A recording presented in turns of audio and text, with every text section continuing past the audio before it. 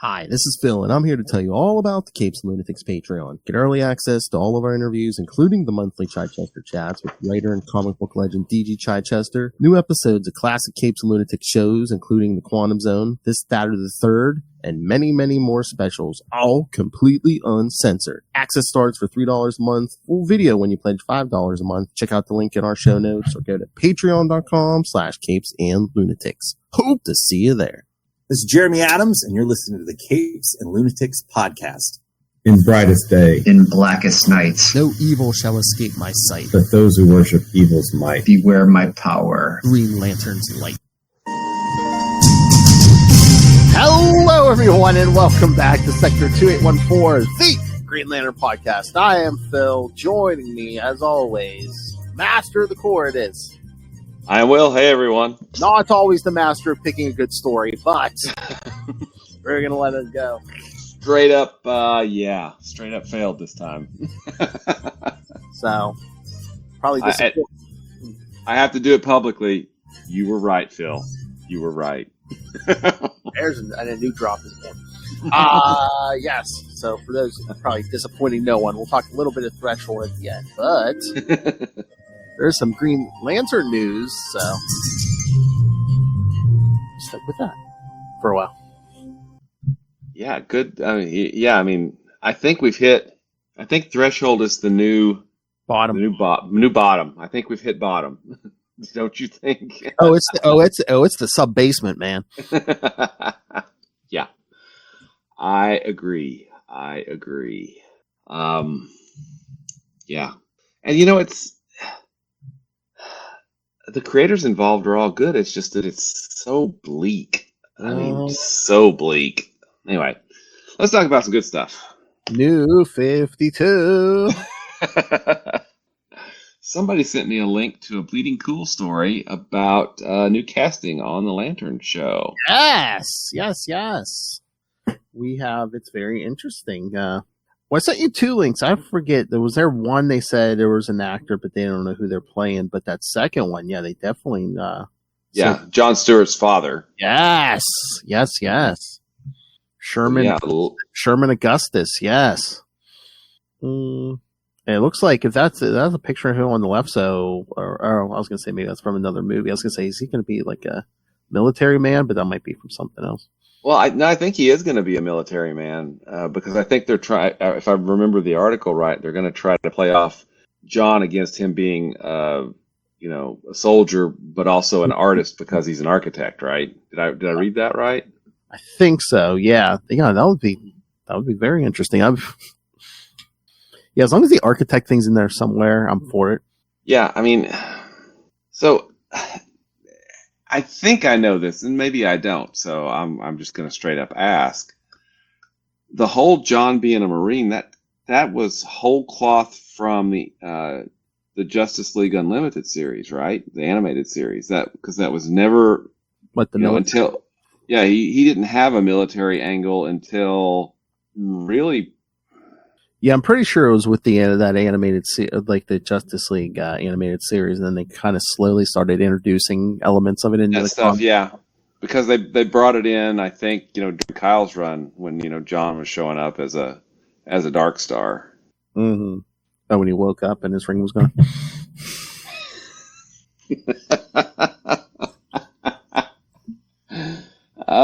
Yeah, and his wife and everybody from all of the Mosaic cities. Yeah. Missed the whole big fight with Hal. Yeah. At least he woke up before Cobb blew up the planet, so there's that, right? Oh, you mean when Hal was going to just absorb the energy from what was left of Oa and rewrite time? Yeah. But Kyle totally blew up the planet. Yeah. So. It's really interesting to me that, the inspiration of the character for Justice League Unlimited was John as a Green Lantern, and yet they took that, for him having, being a Marine, right? Mm-hmm. And then that was because it went on so long, they pulled that back into the comics. So, which really changes the character, It really does. Because that's not who he was, since his introduction back in the 70s, right? Over 50 years ago at this point.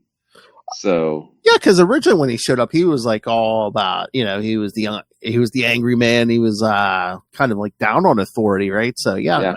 Introducing him in the military, really, it's kind of going the other direction.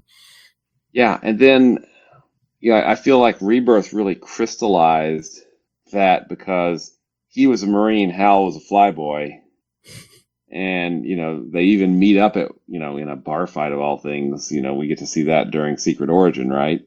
Yeah, what in the name of Guy Gardner is that? Exactly. So I mean, it really, from Rebirth on, I think it became, a core personality trait that almost overshadowed everything else, right? Mm-hmm. Which, I don't know how I feel about that. I mean, we've talked about the militarization of the Green Lantern Corps and all those things that, we're not too fond of, but I don't know if that's a positive change for John. And okay, I'm going to say something potentially stupid, because it's a day that ends in Y and I'm talking. Anyway. Oh, boy, kids, here we go. But I don't know that the Jeffrey Thorne run really utilized John's military background much at all, if any, did it? I'm trying to remember, unless there was like a quick, like a quick mention of it or something. I don't know, but yeah, I feel like that was really downplayed. So, yeah. Yay for that. I mean, there's lots of other things that we could talk about. I don't know if it's just like writer's choice, whether they focus on that or the architect thing. I mean, I like the architect thing. It goes well with, making constructs. And again, like we're saying, we don't like, when the Green Lantern Corps is all militarized. But so, yeah, if you're picking somebody from one, branch of the service, it just seems like you're just militarizing the Green Lantern Corps. Exactly. Yeah. I mean, I don't know. It did really get played up, in the lead up, post Rebirth through, Jeff Johns into his run. Mm. That was kind of John's defining characteristic, which it feels overly simplistic to me, I mean, but hey, what are we going to do about it? Have him fall asleep again and, things change.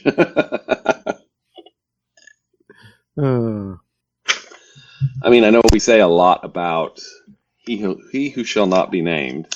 But Mosaic was a really interesting, sometimes frustrating, but complex series, Mm-hmm. And again, that was one of the early examples. I think it's just, I think I've said it before, where it's like, we always give John Stewart good stuff, but he never keeps it. Yeah, exactly. I mean, he became a Guardian at that point, and he slept that off, apparently. Well, he had a wife. She was killed. He was a Guardian. We just kind of ignored that for like 30 years. And then he was a Dark Star, and then they got totally nuked. Then he was in a wheelchair for a while. That's not good, but I mean, they put him in a wheelchair for a while. Yeah. And then he got a ring back while Kyle was gone, so he was the Green Lantern on the Justice League. So really, I guess that's but remember, before he first got the ring back, then and then we had to have those creepy scenes with like Fatality, like rubbing up on him and stuff. Yeah, and then that only gets weirder in the New 52, of course. Yeah, definitely. I'm kind of curious. Did you read the Justice League while he's been because that was mainly he would. I assume, I don't know this. I assume that while Kyle was gone, he was the one that was pretty much appearing in the Justice League book with everybody. So that would be where most of anything going on with him would have been happening, right? Yeah, for the most part. Yeah, I mean, no, I'm trying to remember. I don't think there were any big like character growth moments. There wasn't anything major that happened, but it was more like he was just the Green Lantern there, and maybe he got some personalization, but any Green Lantern would have worked, right? For the most part, yeah. Okay. Well, that's interesting. But yeah, I'm I want to see how they do this. I just hope they do it right. I really, really hope they do it right. You know? Yes, please.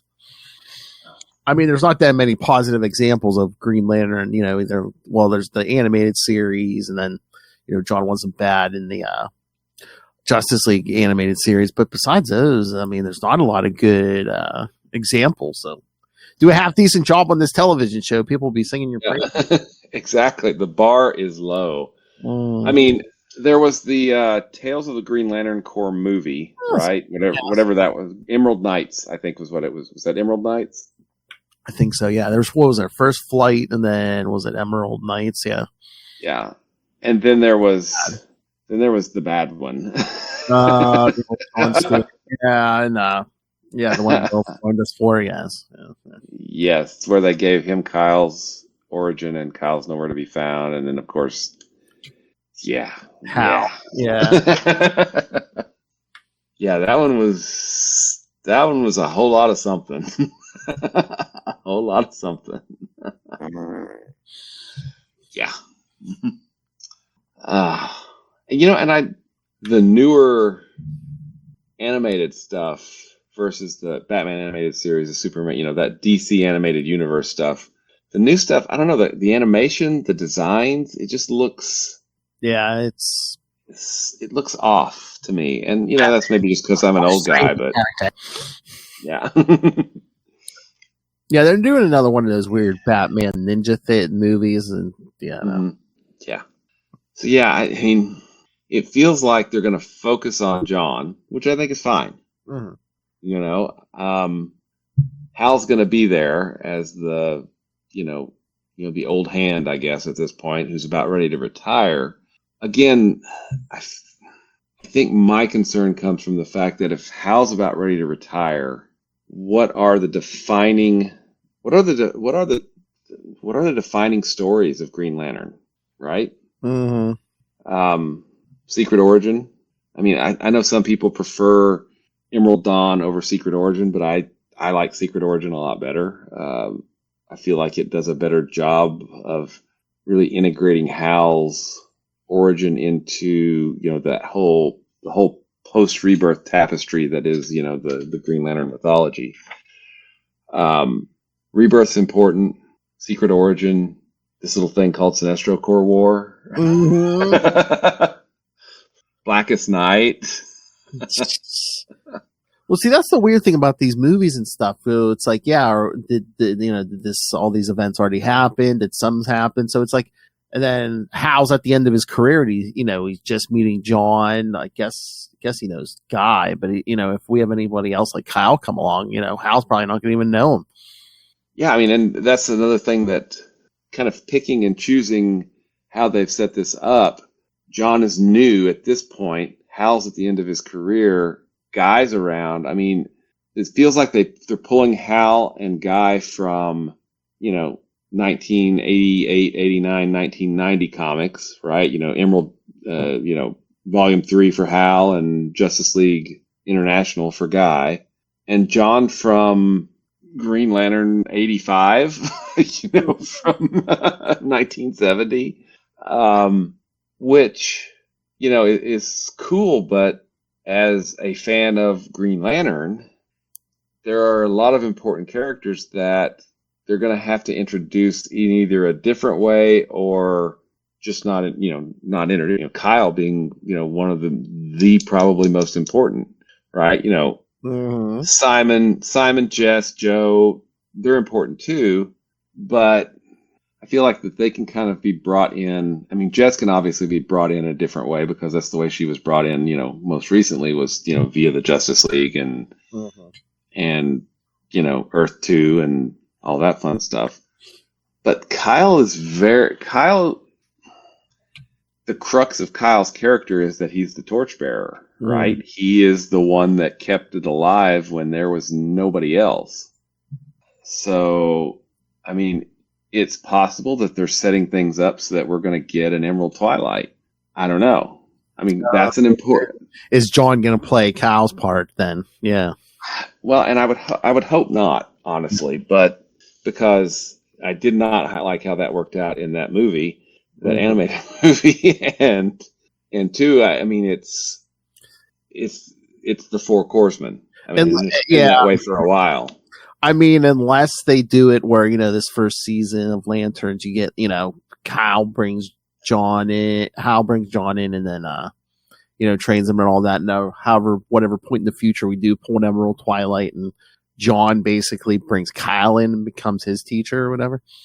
I mean, yeah, that could work too. But I still think that kind of undermines what Kyle was about, because Kyle was no training, just, hey, I'm trying to do the right thing. You'll do. Yeah, you'll do. Oh, but wait, I already went to Guy Gardner and Jon Stewart before I came to you, which I thought was horrible story choices, but whatever. I mean, I guess maybe someone had a thought in the offices of like, well, why did he go to Jon Stewart or Guy Gardner? They're already they were proven lanterns. Mm-hmm. But they didn't have to. Well, there was lots of things about Emerald. So Emerald Twilight as an event is extraordinarily important. I would say, of course, my bias, and I'm sure my bias is showing, Rebirth through Blackest Night, I think, is the absolute pinnacle of Green Lantern, at least so far. I mean, no offense to Jeremy Adams, who's doing a really good job. It's just I don't think he's quite reached those heights yet, although I do have high expectations. So as important as I think those stories are, Emerald Twilight was hugely important for Green Lantern because it gave us Kyle, and it set things up for what was to come, right?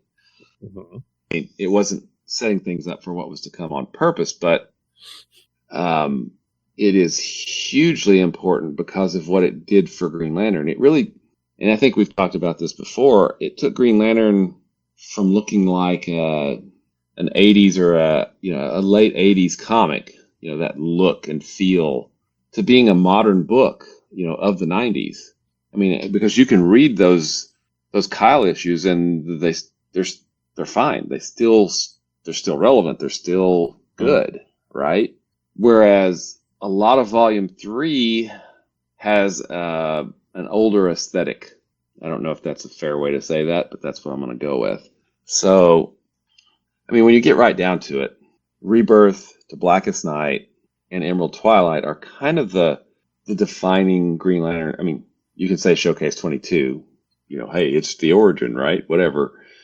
But Emerald Twilight and then the Rebirth era, Rebirth to Blackest Night, are kind of, when people are talking about, Green Lantern stories, those are the stories they're pulling from. They're talking about Rebirth. They're talking about Emerald Twilight. They're talking about Sinestro Court War. They're talking about Blackest Night. They're talking about Rage of the Red Lanterns or Agent Orange, or, pick some of those other ones. Although I see some love for War of the Green Lanterns, which is still good. But honestly, I don't see a lot of love for the interminable Rise of the Third Army. And did I say that out loud? I probably did. And Wrath of the First Lantern. Well, New 52. Yeah, it's New 52. New 52 is whatever it touches dies. Is that? I mean, I always hear so much love for, people say, I don't know, I can't remember last time I heard this, but people saying how great New 52 was, but I never hear any conversation about, you should read this story, you should read this story. It's like, the New 52 is like literally Black Hand's hand, right? Oh. Is that a good metaphor for it? Yes. I mean, we talked about there was a definite shift in storytelling with the New 52. There was a lot higher body counts, and it felt meaner. I think it still feels meaner. I mean, to bring it back to Threshold, I mean, this is such a bleak story, especially with the ending, right? Yeah. And Larfleeze. Oh, yeah. Should we get into this? Let's get this out of the way, and we'll come back and talk about some fun stuff. So yeah, kids. Threshold 5 through 8. What's his face? Call finally got his lantern ring back. Okay, you know what this reminds me of? Hmm. I finally just clicked with me. Hmm. Do you remember the 5 years later Legion that Giffen did? Yes. This has very much a similar vibe and feel to that series, at least to me. Well, we were ripping off a bunch of things. Guardians of the Galaxy. I mean, because the art was very busy, in these issues. And, I get that that's a stylistic choice, but it often made it hard to decipher a page, at least for me. Mhm. But I have a definite bias toward clean storytelling, right? Not so that's just me. You can chalk that up to, my preferences. But, a lot of that Giffen 5 years later Legion was also pretty bleak as well, Mm-hmm. So yeah, this reminded me a lot of that. I mean, and Giffen, his obviously comedic genius at times. I mean, you look at Justice League, you look at Ambush Bug, you look at all these things that he's done over his long career, and it's because there's no hope here. This is just sorry. All right, I think I've vented enough on this one. Go ahead. Yeah, no, I mean, again, just oh god, yeah, and then of course first we brought in Blue Beetle, then we're bringing in Brainiac to try to save this thing. Yeah, and then he gets his ring.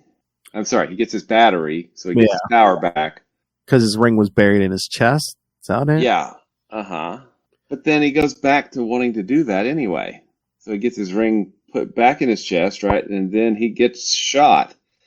Yeah, I was a little confused. So did they program him or something? Where it's just because it was basically set up as a reality show, but they were like, I guess, rebooting or whatever. And I don't know. There's probably some meta commentary going on about reboots. I think there was like about reality TV and stuff, but I was just like, okay, well, did they wipe his memories or something and throw him back in, or? And then doesn't he get shot in the Star Hawkins? Because it wasn't one of the backup stories, a Star Hawkins backup story. Yeah, well, everyone except for issue 5, 6 through 8 was the Star Hawkins backup. Yeah, Gotcha. yeah. At the end of like the main story, didn't they meet up? Like, it's. I don't know. It was Star Hawkins was like a reporter or something. Yeah, because like at the end of 5, I'm like, I know they were starting a Larfleeze series, but I'm just like, that's the best thing about the book. Don't be taking that. Yeah, that's it. That's all we get. Yeah. Okay. Cool. Unless do you think that the Threshold series was like a tryout? Be like, okay, Larfleeze or the Hunted are getting their own book. And then people probably rave. I mean, not that it was a perfect story, but people were probably raving about Larfleeze more than the Hunted. So I think so. I mean, and maybe it was. I mean, it was an 8-issue series, so maybe it was a tryout for. I mean, because he brought in Captain Carrot, he brought in Star Hawkins, he brought in Tommy Tomorrow, whatever. I don't even. He brought in all of these older, 60s and 70s sci-fi characters, and then. Star Hawkins wasn't Quasar his dad? What the heck? Yeah. And change them beyond recognition, at least at least from my point of view. So New 52. But yeah, we get a Larfleeze series out of this, and I think the Larfleeze series goes 12 issues. Is that right? Yep, that's what we're doing in the next 2 weeks. Yep. Okay. Yeah, yep. And I was wondering because I just looked because I was curious. Keith Giffen does write that, so yeah. So hopefully that'll have. But again, we've talked about Larfleeze as comedic, for comedic effect. But Larfleeze should be terrifying. I mean, he's. All right, and again, it's New 52. But tell me if you think this is somewhat out of character. Like they reveal, all these ring constructs of his are, basically going against him. And it turns out Said put this like post-hypnotic suggestion in his head before her death. I'm like, it just seemed kind of overly mean. And she was like one of the two good Guardians we had until, because I was hoping this would explain why she's not dead at the end of Wrath of the First Lantern, but no, she's just not dead. But wait, so I had hopes for this and they weren't fulfilled. No. I'm just like, it just seems overly mean and nasty for Sade, Yeah. Oh, if I die, you're going to get punished. It's like, what?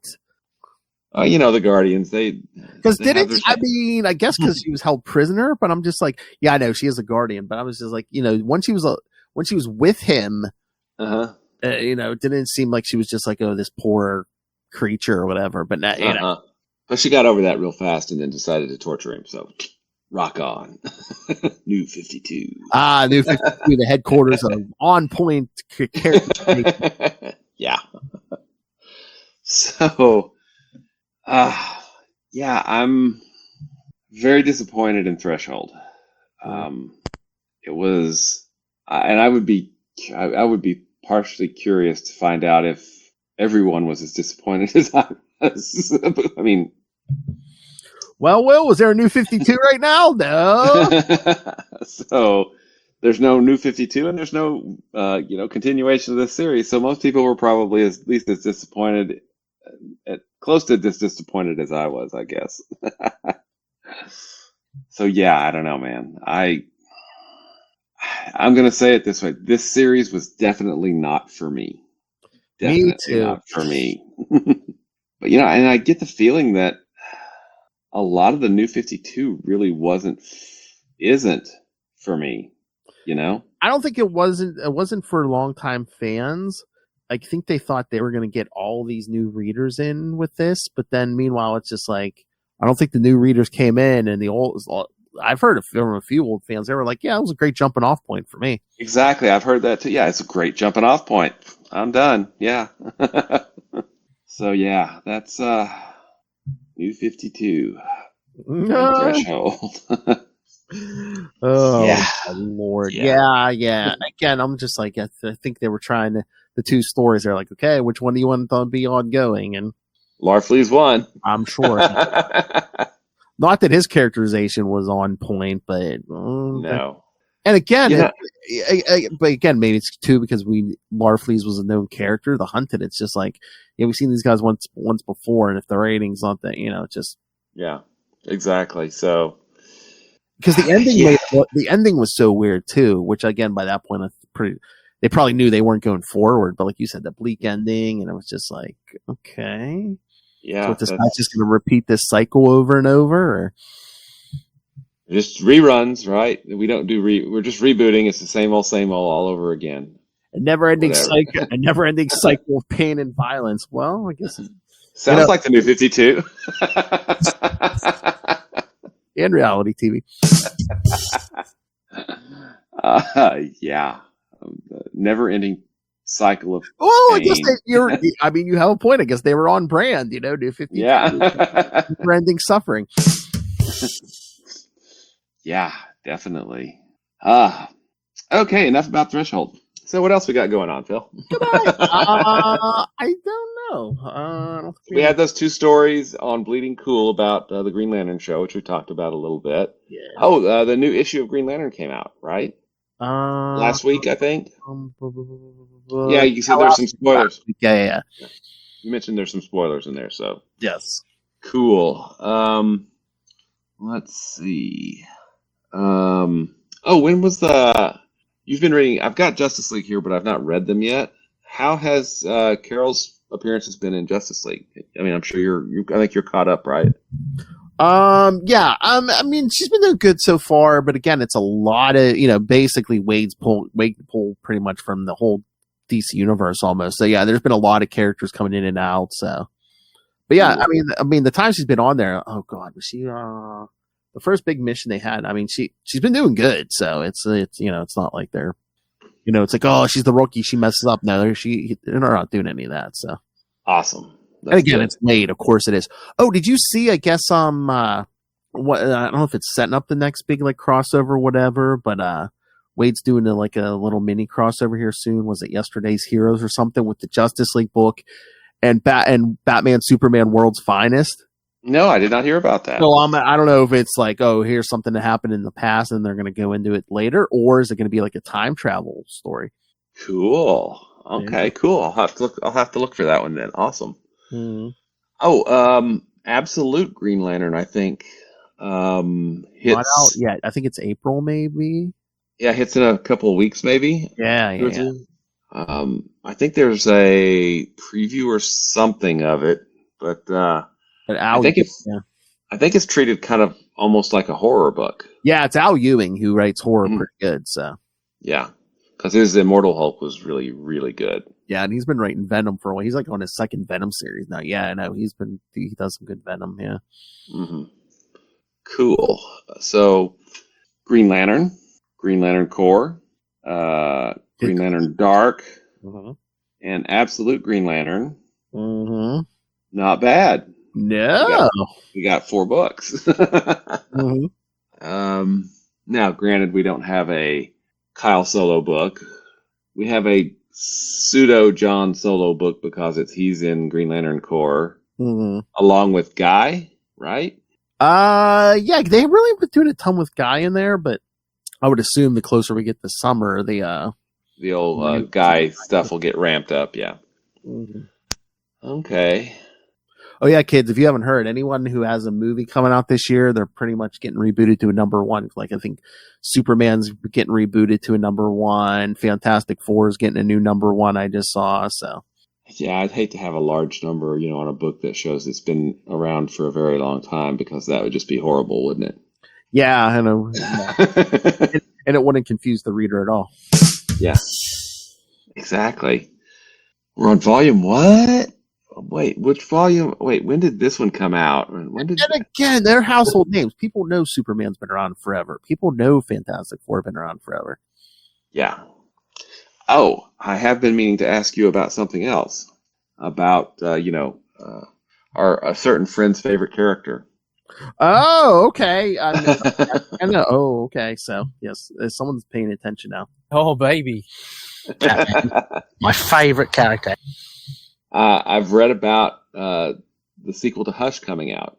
Yes, it's coming here soon. Next issue of Batman that comes out. Yeah, it's going to be the sequel. Yeah, I am somewhat interested in that because I remember buying Hush off the stands when it was coming out. Jeff Loeb, Jim Lee. So yeah, I mean that's probably going to sell some units because the Jim Lee art. I think people have heard of him. Yeah, who? I don't know. Yeah, didn't he do X-Men or something? I don't remember. Among other things, yes. Among a ton of other things. He's freaking Jim Lee. Yeah, that's going to be awesome. Hold on, give me a moment and I'll tell you, because it's going to be Batman 158. And I think they said after Hush 2, Batman's also getting a new number 1. Of course. Which I would assume would predicate Nightwing getting rebooted, because Nightwing's up around, 124 just came out. So I don't think they're going to be like, Batman's at number 1 and Nightwing's at like 125. I don't think that's good. Yeah. All right, Batman 158. Oh, this this coming week, I believe. Nice, very nice. I'll have to pick that up. That's cool. Very cool. That's right, kids. Look for that cover. Hush 2. So we're in for some new. And again, they use so much of like Jim Lee's art from the first Hush on stuff. So we're gonna. Yeah, that's that. Image of him on the gargoyle. I mean, geez, that's everywhere. That's on posters. Yeah. That's on, Or there's like the one cover with him and Nightwing like running over a rooftop. I know they put that on a bunch of merch and stuff. Yeah.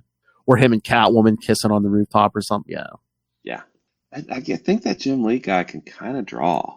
I don't know. I hope he gets a piece of that stuff because. Yeah. I would. I know he doesn't need to do it. I don't even know if he wants to do it, but man, I would love to see more art by him on a regular basis. Mm-hmm. Mm-hmm. Oh, imagine him on like even just like a guest arc on Green Lantern or something. Oh yeah, that would be nice. That would be nice. I think pretty much if Jim Lee, like you said, Jim Lee probably doesn't have to do it, but he could probably march into DC or Marvel and just be like, I want to draw this book. And they're like, okay. Yeah. When would you like to start, sir? We would like you to start 2 weeks ago, but yes. Yeah, exactly. Oh, yeah. So, yeah, I'm looking forward to that. Anything else on the Green Lantern front? We know Absolute will be coming out soon-ish. Yeah. Oh, My Adventures with Green Lantern. That we already mentioned that. That animated series is coming. Yeah, that's coming. That'll probably be later this year or maybe around the time of the series. I guess we'll see, right? We don't know. So lots of the Lantern show is what I meant to say. Yeah. So yeah, lots of cool stuff with Green Lantern going on right now. Yeah, like you were saying, we're going to be up to 4 books. I mean, again, however long Green Lantern Dark lasts, but yeah, a live action show, a new animated show. Yeah. Yep, I think we're approaching. I mean, we're approaching. That zeitgeist of 4 books a month that New 52 started with, right? All right, you ready? Yeah. All right, so we're in for an embarrassment of riches. Meanwhile, Threshold is just an embarrassment. Nice. That is true. And whose riches are they, Phil? Mine. There you go. All right. All right, William, anything else?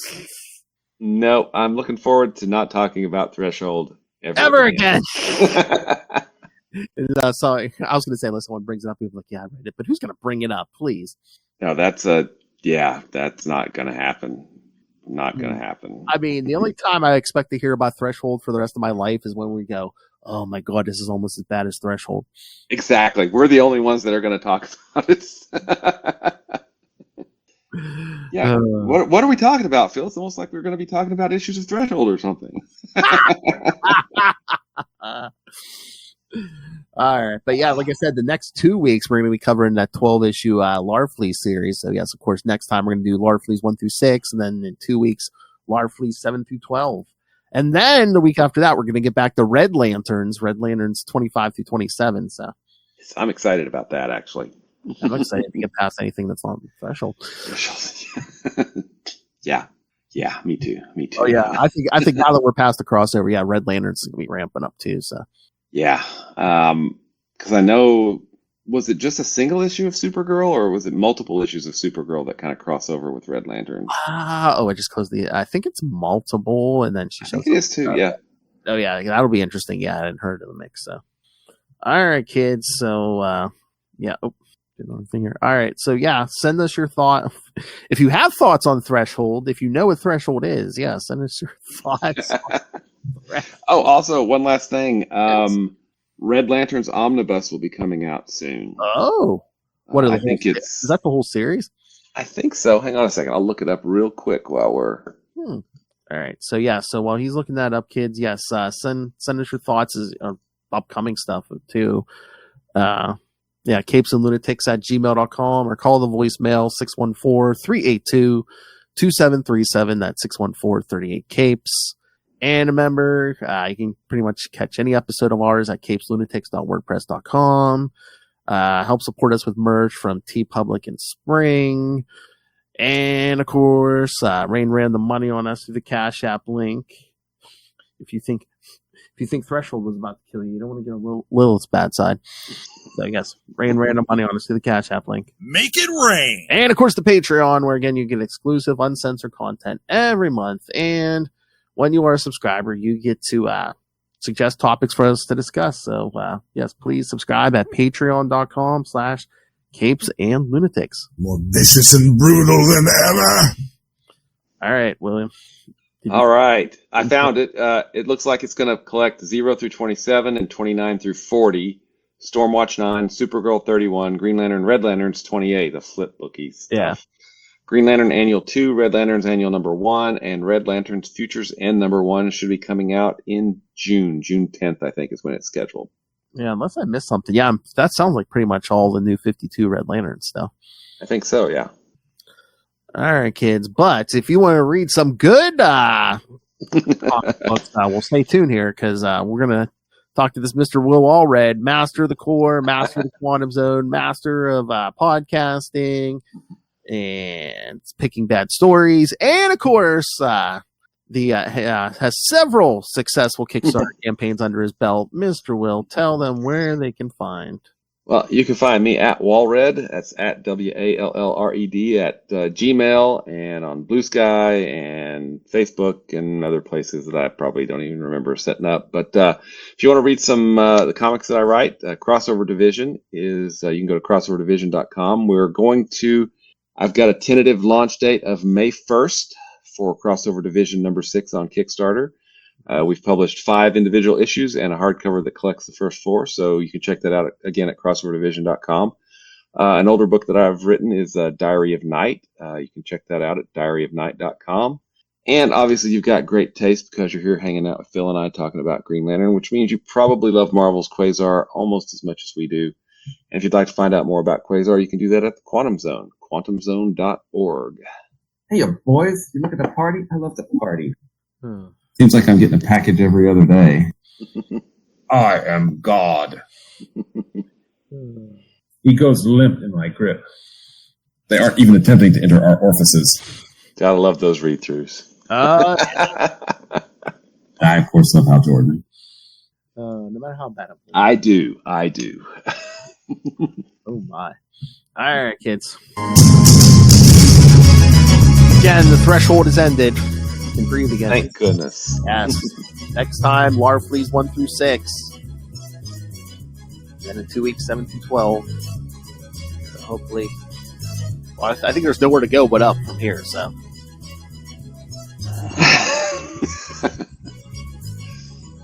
The New 52, what did you call it? A cycle of, never-ending cycle of pain?